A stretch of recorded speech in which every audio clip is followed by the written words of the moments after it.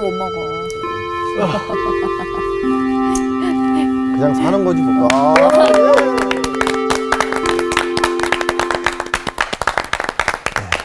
환영합니다. 안녕하세요. 예, 제가 여기 오면 항상 환영받는 느낌이라 네. 좀 사람이 좀 업되는 느낌이야. 진심 환영합니다. 더 업되셨습니다. 막 소리도 지르시고 그래요. 약간 그 영화 업의 주인공 닮으셨어요. 예, 그래요? 만화 영화. 만화 영화 업. 그래요? 나는 안 봐가지고 모르겠는데. 모르겠다 진짜. 네. 또 문안 여쭐게요. 네. 문안 여쭈고 나면 더 업돼요. 예. 네. 네. 오늘 여러분 어떠십니까? 좋습니다.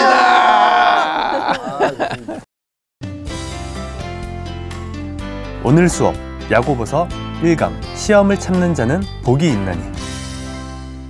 옛날에 이제 바울 사도도 그렇고 또 이 야고보도 그렇고 신자들에게 뭔가 말씀을 전해야 되는데 네. 만날 수 없는 또 멀리 있는 분들에게 이걸 전하려고 하니까 이 편지라는 형식을 통해서 전할 수밖에 없어요. 그래서 저는 그걸 편지 목회라고 그래요. 편지 목회. 편지로 정겹다. 네. 그래서 바울도 편지를 많이 썼고 이 야고보는 딱 하나 썼어요. 야고보서 이렇게 돼 있는데 그 서신 그 당시에 이제 그리스 로마 시대에 이제 편지의 형식이 오늘날도 그렇지만은 시작할 때 우리 대개 편지 쓸 때 뭘부터 하죠? 잘 지내니 인사부터 하잖아요. 인사. 자기소개. 아니 누구누구에게 하지 않아요? 누가 누구에게. 근데 우리는 이제 주로 이제 아는 사람한테 이렇게 하지만은 이 바울이나 야고보서 같은지 보면은 그 이제 수신자가 나오겠죠. 뭐 누가 받는 사람.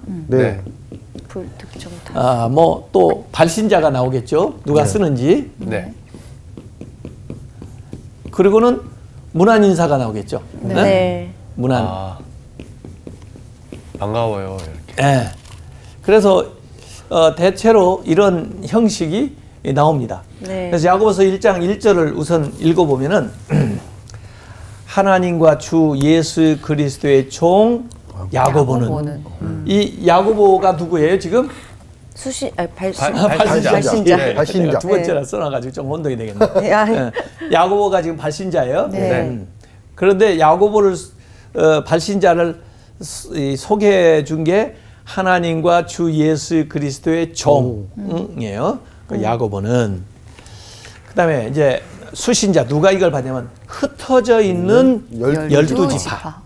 흩어져 있어.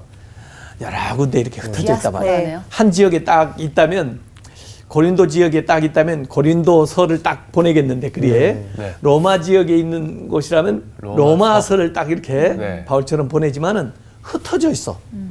그러니까 어느 지역이라는 명을 쓰지 않고 이제 사람을 얘기하는데 흩어져 있는 12지파에게 그게 수신자예요. 그렇죠? 흩어져 있는 12지파. 그러니까 야고보가 발신자고 흩어져 있는 12지파. 그게 이제 수신자. 어떤 의미에서 보면은 디아스포라, 흩어져 있다니까 디아스포라인데 또 12지파에는 이스라엘의 그 12지파를 연상을 시키는데 어찌 보면은 이 모든 그리스도인들을 이렇게 의미할 수도 있어요. 그래야 우리도 읽을 거 아니야. 그렇지 않으면 남의 편지 읽는 거야. 우리에게 하고 문안한다. 문안 인사를 아주 간단하게 했어요. 바울 서신 같은 데 보면은 뭐 은혜와 평강이 너에게 있을지어다든지 뭐 하여간 여러 가지 수식을 해서 인사를 하죠. 우리 같으면 뭐 날씨를 가지고 인사하기도 하고 뭐 그러죠. 그래서 이 1절에 그렇게 이제 설명이 나옵니다. 자, 우선 야고보라는 분 성경에 굉장히 많이 나와요. 야고보라는 사람이. 좀 많이 들어본 것 같아요. 어떤 야고보냐 이게 참 우리 한국도 뭐 좋은 이름은 많잖아요. 한때 철수 이름도 많았어. 영희와 철수. 영희 이름도 많고 뭐 순희 이름도 많고 요새는 어떤 이름이 많은지 모르겠어. 요새는 뭐 약간 조금 한글로 지은 이름들이 많은 것 같아요. 그래. 하여간 예쁜 한글로 이렇게 이름을 짓기도 하는데 하여간 이름이 같으면 동명이인이라든지 그러면 뭔가 누구야? 성이 다르든지 하여간 또 뭔가 출신 또 하는 일 뭐 이런 거 가지고 설명을 할 거 아니에요. 옛날에는 뭐 큰 지형이 작은 지형 이런 식으로 키가 크고 작고 뭐 이런 것도 있었고. 그런 것도 있어요. 성경에 네네. 작은 야고보, 야고보 이렇게. 그래서 예수님의 그 제자 가운데도 보면 12제자 가운데 이미 야고보가 2명이 들어있어요. 좀 네, 흔했던 그래서 이름이네요. 구분을 하느라고 세베대의 아들 야고보, 세베대의 아들. 또 알페오의 아들 야고보. 이게 다른 사람이야. 아버지가 다르니까. 네. 그래서 야고보래도 알페오의 아들, 세베대의 아들 이렇게 아버지까지 들먹여 가지고 설명을 해준단 말이야. 네. 그런데 여기 지금 야고보서를 쓴 야고보는 그 두 분 중에 한 분도 아니야. 또 다른 3인인 거예요. 예. 그 이분이 누구냐면 예수님의 형제. 예수님의 형제. 그런데 자기를 소개할 때 뭐 하나님 그리고 예수님의 동생 나 야고보는 그러면 좀 멋있겠지. 네. 있어 보여요. 있어 보이지. 네. 설명도 좀 나 쉬울 것 예수님의 같은데. 동생이다. 지금 예수 믿는 사람들한테 나 예수의 동생이요. 예수의 실제 동생이야. 친가족이니까. 이러면 굉장히 좋을 거 아니야. 네. 그렇죠. 그런데 뭐라고 그랬어요? 주 예수 그리스도의 종이라고. 야. 겸손했어요. 그 당시에 종은요, 돈 주고 사고 팔고 했어. 그렇죠. 그런 시대야. 네. 재산처럼 여겼단 말이야. 예. 사람 취급을 제대로 못 받는 게 종이야. 그 당시에 사회는. 노예 그런 거 같은. 그런데 자기를 이렇게 소개하고 있단 말이야. 그러니까 참 주라고 그랬잖아요. 예수님을 curious, 주인이라고 그러잖아. 네. 자기는 종, 둘로스, 이렇게.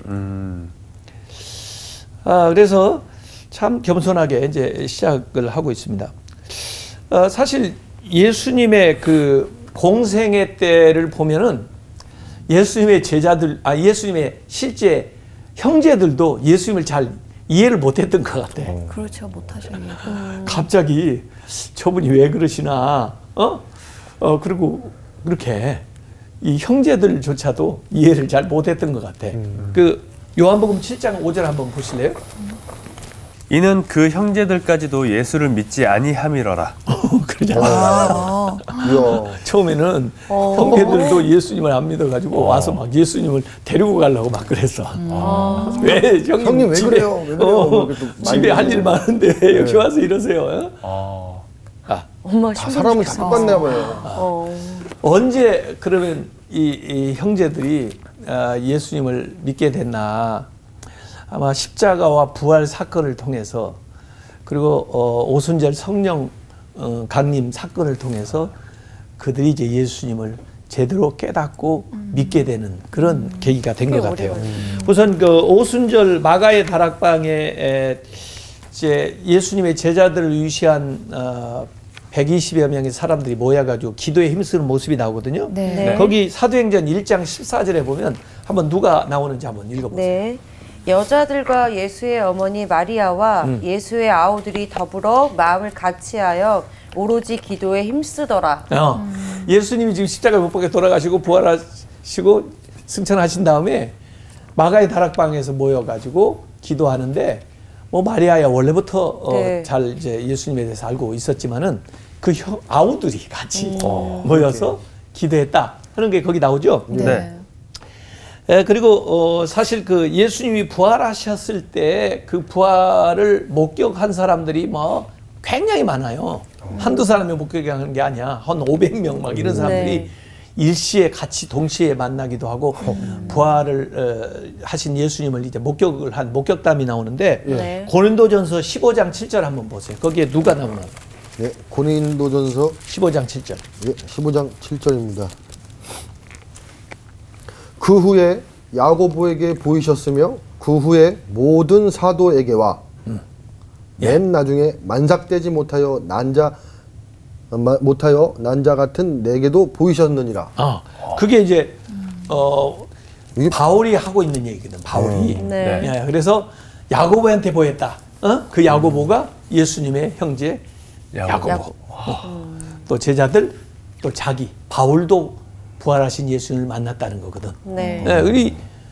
그러니까 처음부터 예수님을 믿고 따르지는 않았지만은 예수님의 십자가 사건 이후에 이 예수님의 형제였던 야고보가 주님을 따르는 사람이 됐을 뿐만 아니라 초대교회의 지도자가 되는 거예요. 네. 초대교회. 그래서 실제로 예루살렘 교회의 지도자로서 아주 기둥 같은 역할을 하게 되고, 그 예루살렘 회의가 사도행전에 모이는 모습이 나오는데 네. 의장 역할을 해. 야고보가. 예. 그러다가 사실 62년에 순교를 하셨고, 네. 이 야고보서는 46년에서 49년 사이에 저작이 된 것으로 그렇게 보여집니다. 아까 이제 흩어진 이 12지파한테 얘기한다는데, 물론 1차적으로는 디아스포라 유대인을 의미하지만은 아마 그 이제 신약 시대에는 그 12지파라든지 그 이스라엘이 영적인 의미가 가미가 돼서 네. 믿는 모든 사람들을 의미한다, 이렇게 볼 수가 있습니다. 그래서 유대인들뿐만 아니라 모든 그리스도인들에게 이제 편지하는 건데, 이 야고보서는 이 공동서신이라고 그래요. 공동서신. 네, 공동서신. 개인에게 보내는 서신도 아니라. 있고, 네.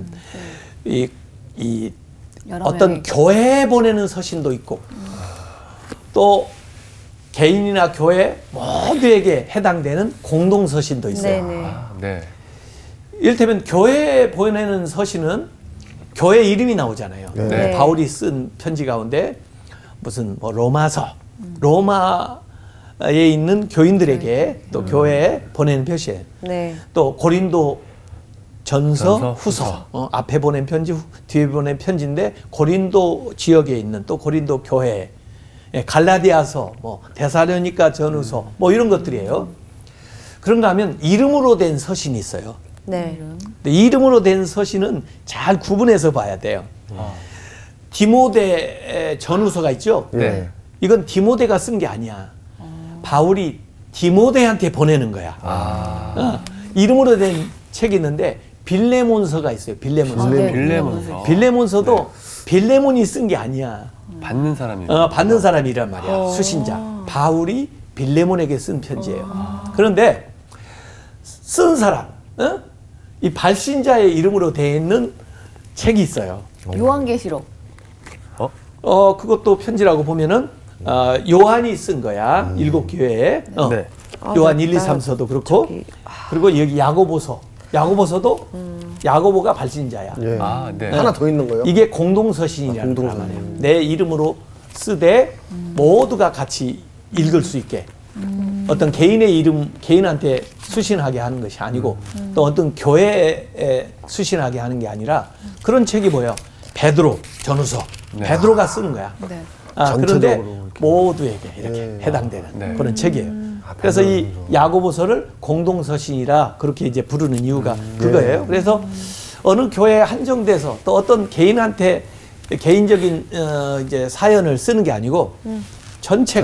모든 교회 신자들이 듣고 실천해야 될 말씀을 쓰고 있는 거예요. 그래서 오늘 우리가 이제 그 책을 읽어가는 건데, 그래서 이 공적 서신이라 이렇게 볼 수가 있어요. 어떤 개별적인 서신이라고보다는 공적 서신이다 이렇게 볼 수가 있는데, 이제 교회사에 보면은 야고보서를 조금 낮게 평가한 사람도 있어요. 그래요? 왜 그러신 거죠? 그러니까 이 루터는 믿음으로 어려워진다 이렇게 강조하는 분인데, 야고보서는 행함을 또 강조하시거든. 그러니까 이 야고보서를 루터가 뭐라고 표현했냐면 의로운 지푸라기 서신이다.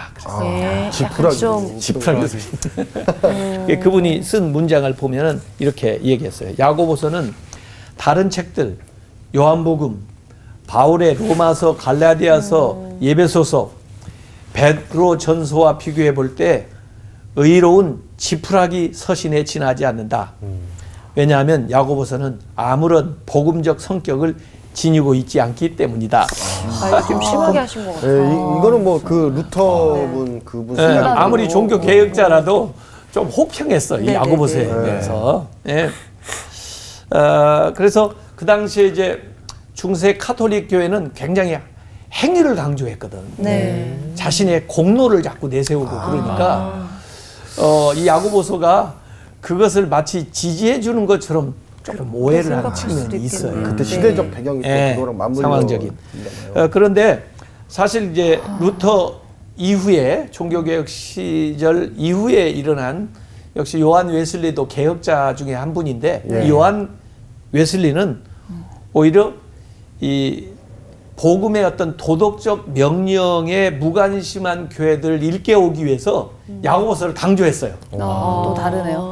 또 그때는 그 시대에 맞게 또 이제 그렇죠. 그래서 이 야고보서를 우리가 읽을 때 좀 균형 있게 좀 읽었으면 좋겠다. 이렇게 바울의 서신하고 야고보서의 서신이 이게 대조적인 게 아니고 상반되는 것이 아니고 서로 보완적인 관계에 있어서 균형 있게 바울의 서신도 읽고 야고보의 서신도 활용하는 게 좋겠다. 이게 선생님, 그럼 저희 지금 이런 약간 이런 시국에 저희한테는 이게 잘 적용될 수 있는 말씀이 될까요? 맞아요. 그래서 제가 야고보서를 선택한 거예요. 지금 이 시절에는 우리 한국 크리스천들도 옛날에는 제가 처음 전도하기 시작할 때 저는 1978년도부터 그 당시에는 아파트 5층짜리 아파트 계단 아파트 돌아다니면서 나는 월요일마다 전도로 다녔어요. 아파트 전도대라고 해가지고 나만 간 게 아니고 친구들 같이 조직을 해가지고 새로 생기는 아파트마다 가서 전도를 했어요. 내가 문 열어줘요? 그 당시는 그래도 좀 열어줬어. 그렇지. 그 당시는. 요새는 들어갈 수가 없잖아. 그렇죠. 들어가지 못하죠. 그래서 이제 그때는 제가 대학생 신분이었기 때문에 신앙 그 실태를 조사한다고 그래가지고 다니면서 설문을 하면서 이제 필요한 분들에게 전도를 했는데 설문지 가운데 이런 질문이 있어요. 신자인 경우에 구원의 확신이 있으십니까? 오늘 죽어도 천국 가실 수 있겠습니까? 이렇게 물어봐. 그러면 신자인데도 에이 제가 착하게 못 살아가지고요. 아유 그런 자신 없어요. 이렇게 겸손하듯이 대답하는 분이 있어요. 그분들은 대개 무엇이 없는 거야? 구원의 확신이 없는 거야. 구원의 확신이. 그러면 그분을 딱 붙들고 설명을 해주는 거야. 이렇게. 사실 지난주에도 제가 질문을 받은 경우 있어요. 전화로. 저기 춘천에 사시는 분이 전화를 했어요. 자기 이렇게 많이 죄를 져가지고 천국 갈 수 있겠느냐고. 그래서 내가 물어봤죠. 당신은 그러면 예수님을 믿습니까? 아, 믿으니까 목사님한테 전화했죠. 아, 예수님 십자가에서 못 박혀 돌아가시면서 당신 죄를 해결해 줬다는 거 믿습니까? 아, 믿죠. 그래서 예수님 앞에 회개를 했습니까? 했죠. 아, 그러면 그 죄를 용서받았죠. 그 믿음으로 예수 그리스도의 십자가의 은혜로 하늘나라에 갈 수 있습니다. 이렇게 구원의 확신을 이렇게 설명을 해주는 거거든요. 이게 우리가 믿는 것을 의식화하는 거야. 이걸 신앙의 의식화라고 그래요. 신앙의 의식화. 우리가 믿는 것을 신앙의 의식화가 필요해. 뭘 믿는지를 확실하게 해주는 거야. 사실 이 신앙의 의식화를 잘 해준 분이 바울이에요. 바울. 네. 바울도 원래 율법주의자고 그 뭐 할례 받고 뭐 율법을 지킴으로써 구원받는 것처럼 생각을 했었던 적이 있거든요. 그런데 나중에 주님을 만나보니까 아이고 은혜로 구원을 받지 우리가 공로를 쌓아가지고 구원받는 게 아니구나. 이게 바울의 이 로마서의 핵심이고 갈라디아서의 핵심이거든요. 그래서 신앙의 의식화를 바울이 많이 강조하고 있어. 그런데 요 사이에 그래서 이게 어느 정도 교육이 돼가지고 교리 공부가 다 잘 돼가지고 신자들이 의식화는 다 됐어. 나 하나님의 자녀예요. 나요? 천국 갈 수 있어요. 그래요. 지금 교회도 안 나오면서. 그러면 그때는 구원의 확신은 있는 사람들 많아. 그걸 나는 명목상의 신자라고 그래. 명목상의 신자. 네. 그게 점점 많아지고 있어요. 그런데 더 문제는 뭐냐면 신앙의 생활화가 안 되고 있다는 거야. 신앙의 생활화. 믿으면 믿는 대로 살아야 될 거 아니야. 네. 전 시간에 말씀하셨던 그 행동하라랑 또 연결이 되는 것 같아요. 그래, 행함. 네, 행함. 청원일치. 믿기는 믿는데 행함이 없는 거야. 네. 그래서 야고보는 이쪽을 좀 강조해줬다고 보면 되는 거죠. 그래서 지금 시대가 나도 아까 얘기한 대로 세연 씨가 네. 믿는 사람은 좀 많아진 것 같은데 믿는 자다운 삶을 잘 안 사는 것 같아. 그런 때는 야고보서 교훈이 굉장히 필요한 거죠, 우리한테. 예. 예? 그런 것 그래서 같아요. 진짜 믿는 사람은 어떻게 살아야 어떻게 살아야 되냐, 되는가. 요걸 우리에게 가르쳐주고 있는 거예요. 그래서 이 바울과 야고보가 전혀 상반적인 것이 아니고 보완적인 관계다. 네. 이분들이 최소한 성경의 기록만 봐도 4차례 정도 만났어요, 서로. 야고보하고 바울하고 4차례 정도 만났다고요. 예. 그게 이제 첫 번째 만난 걸 보면은 갈라디아서 1장 18절에서 20절까지 보면은 이 바울이 다메섹에서 예수님을 영접한 후에 네. 3년 만에 예루살렘에 올라가 가지고 야고보도 만나고 막 기둥같이 여기는 야고보도 만난 거야. 대단한 분이지, 야고보가 그 당시로 보면 베드로가 대단한 분이지. 예. 그런 분을 이 바울이 가서 만난 거야. 나도 회심했습니다. 나도 예수님을 만났습니다. 나도 부활하신 주님이 불렀습니다. 이렇게 해서 교제를 한 기록이 나와요. 그 갈라디아서 1장 18절에서 20절까지. 그 다음에 나중에 바울의 사역은 안디옥에서 시작됐거든요. 네. 바나바가 데려다가 안디옥 교회를 같이 섬기기 시작했는데 이 예루살렘 교회가 이 흉년으로 어려움을 당할 때 네. 안디옥 교회가 우리 도와주러. 모교회인데 물질적으로 좀 도와주자. 우리가 영적인 거 받았는데 물질적인 거 나눈 게 옳지. 그래가지고 바나바하고 바울이 그 구제 헌금을 가지고 예루살렘에 와요. 네. 그래가지고 만난 기사가 사도행전 11장 21절부터 30절까지 나와요. 예. 거기서 야고보를 또 만나는 거야. 왜? 야고보가 예루살렘 교회의 지도자거든. 네. 그 다음에 이제 전도를 열심히 해서 이 안디옥 교회가 막 부흥을 하고 또 심지어 바울이 이방인들에게도 전도도 하고 뭐 이래가지고 유대인이 아닌데 신자가 된 사람들. 네. 이 사람들이 할례를 받아야 되냐 안 받아도 되냐. 유대인처럼 뭐 음식을 어떻게 먹어야 되냐 말해야 되냐 뭐 이런 논쟁이 일어났을 때 네. 예루살렘 회의가 모인 거야. 예루살렘에서 회의를 모인 거야. 최초의 교회 회의야. 야. 네. 그래서 야고보하고 이 바나바가 여기 안디옥 교회 대표로 파송이 돼가지고 네. 예루살렘에 와요. 네. 그래서 회의하는 것이 사도행전 15장 6절에서 29절까지 나와요. 네. 그때 의장이 야고보야. 야고보. 그래서 바울과 바나바가 거기 와서 만나게 되는 거예요. 예. 그 다음에 나중에 마지막은 이 바울이 예루살렘에 와가지고 기도하다가 주님의 음성을 듣고 이제 결국은 이 로마까지 가게 되는 그런 일이 있었는데 네. 그 시작에 이제 예루살렘 성전에서 기도하고 있었다는 것이 사도행전 22장 17절에서 23절에 나와요. 네. 아마 그 예루살렘에 왔기 때문에 또 야고보를 만났을 거다. 그래서 최소한 4차례 만났지만 네. 둘 사이에 아무 이견이 없어. 그렇죠. 잘 소통이 되고 있다는 거지. 예.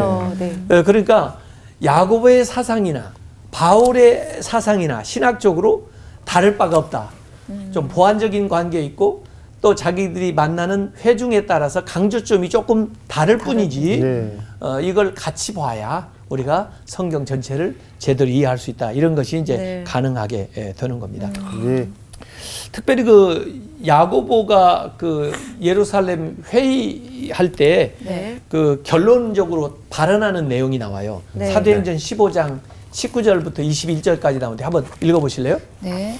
그러므로 내 의견에는 이방인 중에서 하나님께로 돌아오는 자들을 괴롭게 하지 말고 다만 우상의 더러운 것과 음행과 목매어 죽인 것과 피를 멀리 하라고 편지하는 것이 옳으니 이는 예로부터 각 성에서 모세를 전하는 자가 있어 안식일마다 회당에서 그 글을 읽음이라 하더라. 네, 그래서 야고보가 중재안을 내는 거예요. 이방인들도 너무 무겁게 어려운 의무를 강요하지 말아라. 네. 할례라든지 뭐 이런 거, 율법이라든지 그러지 말고 우리가 복음으로 이렇게 구원받는 걸 한다 하면서 다만 이제 생활의 덕을 위해서 피채 먹는 거 이런 것들은 좀 삼가했으면 좋겠다 이렇게 했는데 그걸 아주 좋게 여기고 바울도 가서 안디옥 교회에 전하는데 안디옥 교회 사람들도 이제 중재안에 대해서 너무 좋게 받아들이는 그런 내용이 성경에 나와 있습니다.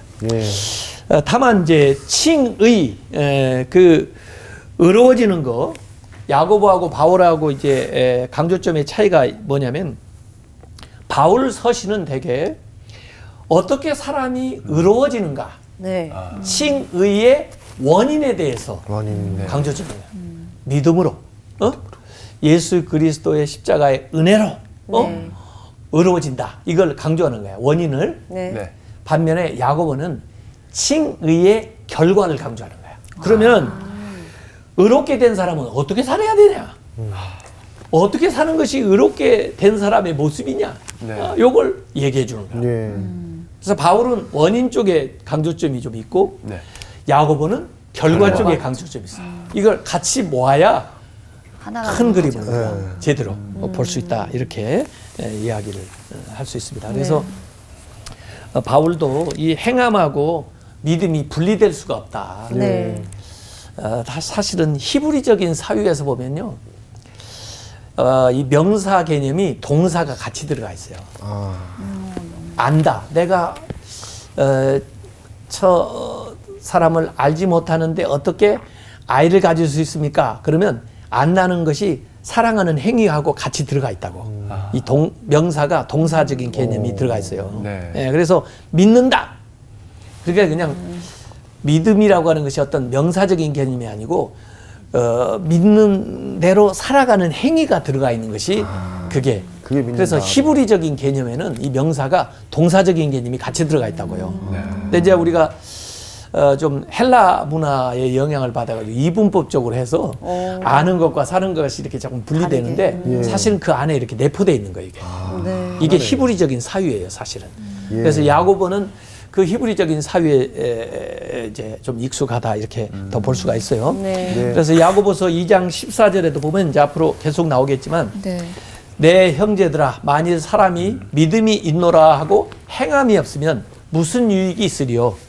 그 믿음이 능히 자기를 구원하겠느냐? 이렇게 행함이 없는 믿음에 대해서 얘기하고 있어요.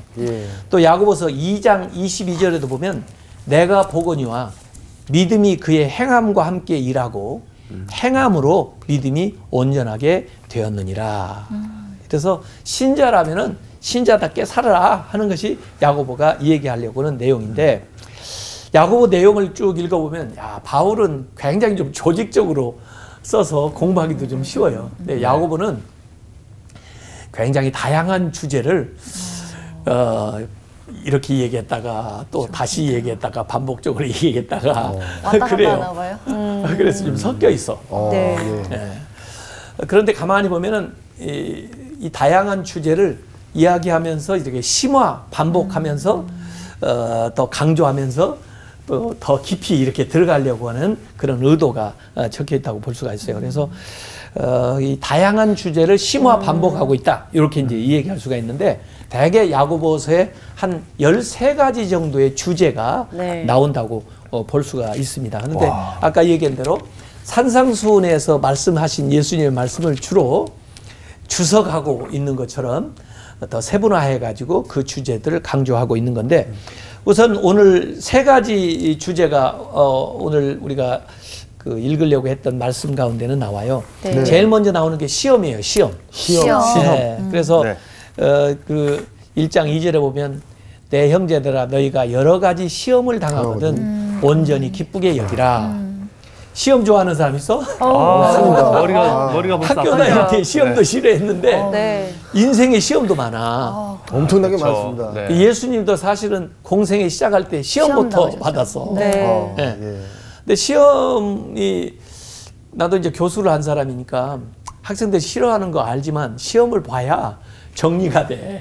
맞아요. 학생들이 공부를 해. 맞아요. 그리고 그걸 통해서 뭔가 조금 한 단계 업그레이드 되죠. 업그레이드 되는 걸 느낀다고. 그래서 이 시험 가운데 이렇게 떨어졌을 때 네. 사실 요셉도 그 웅덩이에 형들에 의해서 이렇게 빠지죠. 빠지잖아. 네. 어찌 보면 시험에 빠진 거라고. 네. 얼마나 싫겠어. 그런데 그게 결과적으로 보면은 자기뿐만 아니라 모든 사람들을 살리는 결과로 나타나요. 그래서 우리 크리스찬들의 시험은 좋은 결과가 나타난다니까. 그걸 예상하면서 아유 나를 좀 더 성장시키려고 이런 기회가 주어지나 보다 그렇게 생각하라고 하는 거예요. 근데 이 시험이 여러 가지 시험이 온다고 그러는데 다양한 형태로 와요. 어떤 때는 건강, 어떤 때는 인간관계, 어떤 때는 물질, 어떤 때는 가정생활, 직업, 뭐 영적인 문제로 이렇게 맞아요. 시험이 오는데 그걸 앞으로 올 영적인 혜택, 은혜를 생각하고 좋게 여기라 이런 말씀이 나와요. 이 욥도 그 연단을 통해서 그 더 좋아지거든요. 욥기 23장 10절 한번 읽어보실래요? 예. 23장 10절입니다. 예. 그러나 내가 가는 길을 그가 아시나니 그가 나를 단련하신 후에는 내가 순금같이 되어 나오리라. 예. 이 단련하신 다음에 순금처럼 될 걸 생각하니까 지금 시험은 좀 힘들어 보여도 그걸 기쁘게 여길 수가 있는 거죠. 네. 예수님도 시험을 당하셨어요, 사실은. 네. 그 예수님 시험 당한 걸 생각하면서 너희들도 참아 이겨라 하는 게 히브리서 12장 2절에 나오는데 한번 읽어보실래요? 네. 믿음의 주여 또 온전하게 하시는 이인 예수를 바라보자. 그는 그 앞에 있는 기쁨을 위하여 십자가를 참으사 부끄러움을 개의치 아니하시더니 하나님 보좌 우편에 앉으셨느니라. 예. 그래서 예수님도 이런 시험을 겪으시면서 그 다음에 하나님 우편에까지 이렇게 올라가셨는데 네. 그 예수님을 한번 생각을 해보고 바라보라. 어려울 때는. 그래서 오늘 야고보서 1장 3절 4절에 보면 이는 너희 믿음의 시련이 인내를 만들어내는 줄 너희가 알미라. 인내를 온전히 이루라. 네. 이는 너희로 온전하고 후비하여 조금도 부족함이 없게 하려 함이라. 이렇게 이 얘기를 하고 있어요. 그래서 온전함이라는 것이 흠없는 상태로 이렇게 나아가는 건데 불순물을 다 제거하는 건데 네. 마치 용광로에 쇠를 넣고 이렇게 단련하는 것처럼 네. 이 단단해지게. 순도 100%의 그 신자로 우리를 만들어 간다. 이런 말씀입니다. 예. 자, 두 번째 주제는 지혜가 나와요. 지혜. 지혜에 대해서 5절부터 1장 5절부터 8절까지 나오거든요. 네. 그래서 우선 1장 5절에는 너희 중에 누구든지 지혜가 부족하거든 모든 사람에게 후히 주시고 꾸짖지 아니하시는 하나님께 구하라. 그래야면 주시리라. 그 마태복음 7장 7절에도 구하라 그러면 너희께 주시리라 그랬는데 뭘 구하라고요? 지혜를 구하라 그래요. 사실 지혜가 최고예요. 네. 이 야고보서는 앞으로 얘기하겠지만 신약에 있는 지혜서라고 말할 수 있어요. 신약의 지혜서. 구약의 지혜서 중요한 게 뭐죠? 솔로몬? 솔로몬의 잠언, 잠언. 전도서. 네. 또 지혜가 뭐 시편에도 많이 나와요. 예. 그런데 신약의 지혜서라고 말할 수 있는 것이 야고보서예요. 네. 근데 지혜가 으뜸이라 솔로몬도 다른 거 구하지 않고 지혜를 구하잖아요. 네. 그 지혜를 솔로몬의 그 기도에 보면은 분별력이라고 얘기하고 있어요. 분별력. 지금은 뭐 지식 정보가 막 홍수를 이루니까 네. 제일 중요한 게 뭐냐면 분별력. 어떤 게 맞습니다. 진짜냐. 네. 이건 지혜에서 나오는 거거든. 네. 네. 그런데 이 지혜를 우리가 하나님께 구하라는 거야. 그래서 이 지혜하고 기도가 연관되어 있는 거야. 기도하고 지혜하고. 그러니까 지혜를 얻으려면 뭘 해야 돼? 기도를 해야 돼. 기도를 하면 뭘 주셔? 지혜를 주셔. 근데 앞에 아까 뭐 있었어요? 인내. 앞에 시험이 있었잖아. 시험과 시련을 당하다 보면 무엇이 생기게 되냐면 지혜가 생겨. 시련과 시험을 이겨내기 위해서 우리가 기도를 하잖아요. 예. 기도를 할 때 하나님 지혜를 주셔. 그걸 해결할 수 있는. 예. 또 그걸 통해서 우리가 더 지혜롭게 된다고. 네. 그래서 이게 연관이 있어요. 시험, 지혜, 기도. 이게 다 연관이 돼 있단 말이에요. 저는 시험을 계속 보면 벌써 맷집이 생기는 줄 알았어요. 맷집이 아니라. 그다음에 세 번째가 이 물질 문제예요. 물질. 그래서 그 9절부터 낮은 형제는 자기의 높음을 자랑하고 부한 자는 자기의 낮아짐을 자랑할지니 이는 그가 풀의 꽃과 같이 지나감이라. 무슨 말이지? 해가 돋고 뜨거운 바람이 불어 풀을 말리면 꽃이 떨어져 그 모양의 아름다움이 없어지나니 부한 자도 그 행하는 일에 이와 같이 쇠잔하리라.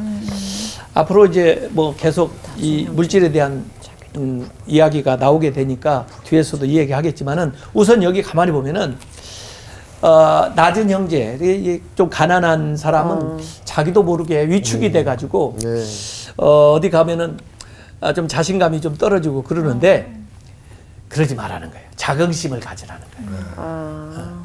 그래서 제가 항상 하는 말, 없다고 비굴하지 말고 있다고 교만하지 말라. 자존감이죠. 예. 또 있다고도 교만하면 안 돼. 맞아요. 그럼요. 다른 사람 깔보고 말이야. 그게 제일 싫어. 무시하고. 졸부지 그거. 예. 그렇게 하면 안 돼. 예. 여기 뭐라고 했냐면 부한 것은 풀의 꽃과 같다. 예? 풀의 꽃이 생화 얼마나 갈까? 한 한 3개월, 4개월. 일시적이다 말이야. 네. 임시적이다 말이야. 그 11절에 이 얘기 해놨어. 해가 돋고 뜨거운 바람이 불어 풀을 말리면 뭐예요? 꽃이 떨어집니다. 떨어져. 낙화되는 거야. 아, 이거 다음날 비만 와도 다 떨어집니다. 그 모양의 아름다움이 없어지는. 그래서 부자들도 영원한 부자 없어. 맞아요. 더구나 하나님 나라까지 부자가 될 수가 없다고. 그 돈 못 가지고 가잖아요. 그렇죠. 부에 대한 태도에 대해서 여기서 이 얘기를 하고 있습니다. 그래서 너무 있다고 교만하지 말고 없다고 비굴하지 말고 네. 자기에게 주어진 것을 감사하면서 잘 살아가는 게 필요하죠. 네. 그래서 오늘 12절 결론적으로 시험을 참는 자는 물질도 없음의 시험도 당하고 또 있으면 있는 대로 시험 당해요. 네. 시험을 참는 자는 복이 있나니. 지난번에 팔복에 이게 나와요, 안 나와요? 나오죠. 안 나와요. 안 나와요. 나온 것 나왔던 것 같았는데. 같은데. 시험에 참는 자는 복이 있나니. 이게 팔복에 나올 것 같지. 나왔던 것 같아요. 그래서 이거 구복이야, 구복. 9번째 복이야. 그런 형식으로 지금 써있잖아. 네. 시험을 참는 자는 복이 있나니 이는 시련을 견디어낸 자가 주께서 자기를 사랑하는 자들에게 약속하신 생명의 면류관을 얻을 것이기 때문이다. 이렇게 얘기했어요. 그래서 오늘 시험에 대한 이야기, 또 지혜에 대한 이야기, 그 다음에 재물에 대한 이야기를 이야기하면서 이 모든 시험을 잘 참고 견디면 복이 있다. 생명의 면류관을 줄 것이다. 이건 팔복이 아니고 구복이요. 구복이요. 구복. 네. 하나 추가해서 우리가 기억을 하면 좋겠어요. 야고보서 괜찮죠? 너무 좋습니다. 네. 너무 좋습니다. 네. 멋있는, 그냥 더 딱 좋습니다. 유익한 교훈을 가지고 찾아오겠습니다. 고맙습니다. 감사합니다.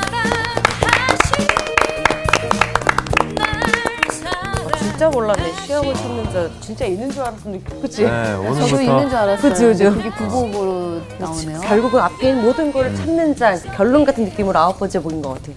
또 10번째가 나오겠죠? 나는 저는 진짜 오늘 기대를 하려고요. 10복도 있고 11복도 있고 12복도 있을 거다. 15복, 복이 많으면 많을수록 좋지 그러네요. 않아요? 맞아. 저는 오늘 이거 수업 들으면서 이제 좀 시험이 많이 가끔씩 오잖아요. 근데 그때마다 이 복을 더 생각할 것 같아요. 내가 좀 더 좋은 것을 하나님께서 만들어 주실 거라는 생각을 좀 더 확신이 들었던 것 같아요. 맞아요.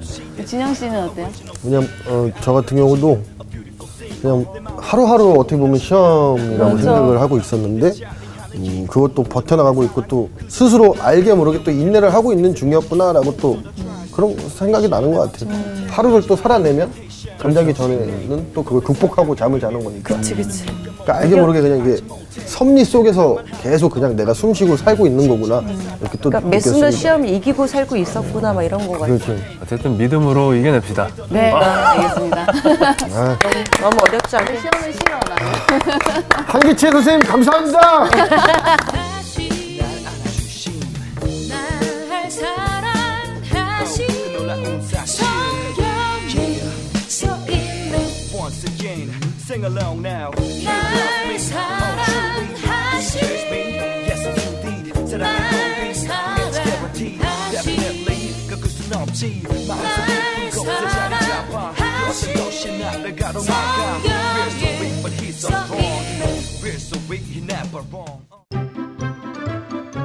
이번 주 퀴즈입니다. 바울이 아시아에서 그리스도께 처음 맺은 열매라고 부른 사람으로 아시아 최초의 회심자는 누구일까요? 1번 에베네도, 2번 암블리아, 3번 에라스도. 정답을 아시는 분은 CBS 성서학당 홈페이지에 정답을 올려주시거나 우편으로 보내주시면 됩니다. 선정되신 분들에게는 대한성서공회에서 발행한 성경 통독을 위한 최고의 저서 성경 2.0 성서학당 선생님들의 저서 중 하나를 드립니다.